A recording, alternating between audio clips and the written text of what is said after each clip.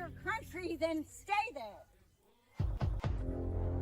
Yes, we need to get a Canadian experience.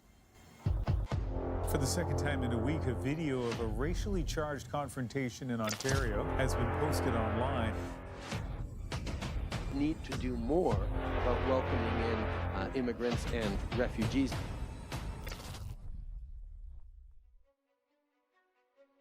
For years, Canada has been seen as a beacon of success, welcoming millions of immigrants with open arms.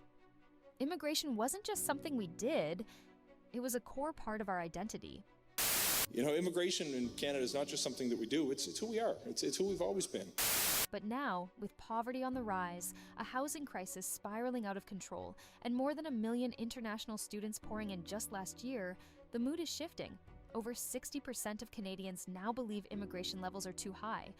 When speaking with Canadians, we're hearing them say, immigrants are taking student jobs. And why are we letting in so many people when we know there's no housing for them? Let's take a closer look at Tim Hortons as a prime example. Who's working there? Increasingly, it's not Canadian students or locals, but immigrants, many of whom come from India. The surge in international workers has been noticeable, particularly in low-wage sectors like fast food. According to government data, nearly 40% of the temporary foreign workers entering Canada each year are employed in service industry roles, such as those found at places like Tim Hortons.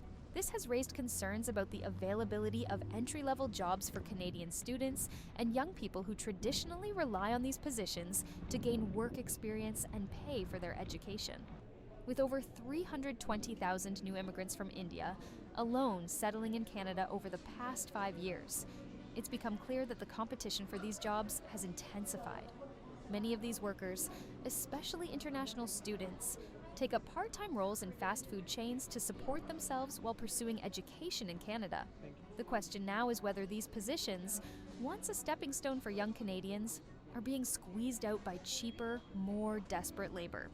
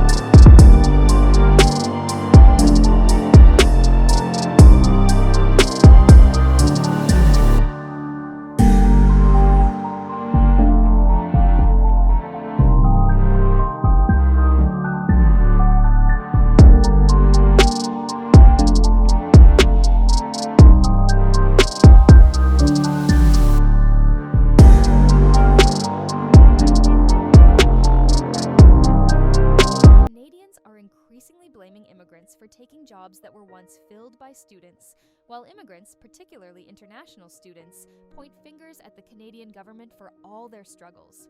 Well, does the government play a significant role in this situation? Let's find out. We saw over the past years both post-secondary education institutions and the provinces allow for a far greater number of international students than the institutions or the communities that they're part of could actually hold. And that is why we have made significant steps to make sure that both the absorption capacity of these international students in the communities in which they live is respected, but also we were seeing, unfortunately, a lot of international students being exploited in Canada instead of getting the education and the opportunities that they came to our country for. So, who do you think is responsible for this situation? Share your thoughts, ideas, and feelings in the comments below. Subscribe to our channel and thank you for watching. Toronto Unfiltered.